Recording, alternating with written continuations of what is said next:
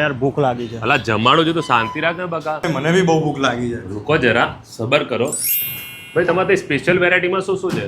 Sir અમારી સ્પેશિયાલિટીમાં મિસલ પાવ છે, ઉલટા વડાપાવ છે, બીજી ઘણી બધી આઈટમ છે, આપ જોઈ શકો છો. અચ્છા એટલે ભાઈ આ શું ઉલટા વડાપાવ એટલે ઉલટા થઈને ખાવાનું? અને આ હરી મિસાઇલ વાળી આઈટમ કઈ હતી? આપણીમાં મિસાઇલ તો નહીં છોડે ને?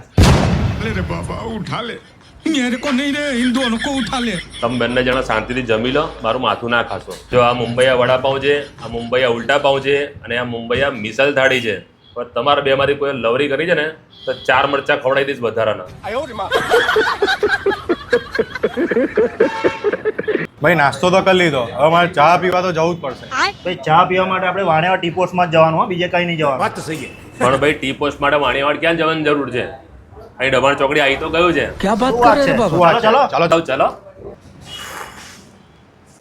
હા મિત્રો, હવે ટી પોસ્ટ દબાણ ચોકડી પર બી આવી ગયું છે. મિત્રો, ટી પોસ્ટમાં ફક્ત ચા નથી મળતી, ચા સાથે સાથે તમને હાંડવો છે, થેપલા છે, સેન્ડવિચ છે અને બીજું ઘણું બધું મળી જવાનું છે. તો મિત્રો ચા અને નાસ્તાની મોજ એક જ જગ્યાએ માણવી હોય તો આવી જાઓ. દબાણ ચોકડી નડિયાદમાં. મોબાઈલ નંબર અને એડ્રેસ સ્ક્રીન પર આપેલા છે. હા મિત્રો, મુંબઈયા મિસલ એન્ડ વડાપાઉં અને ટી પોસ્ટ એક જ જગ્યાએ આવી ગયું છે, દબાણ ચોકડી નડિયાદ. તો તમે પણ વિઝિટ કરવાનું ભૂલતા નહીં.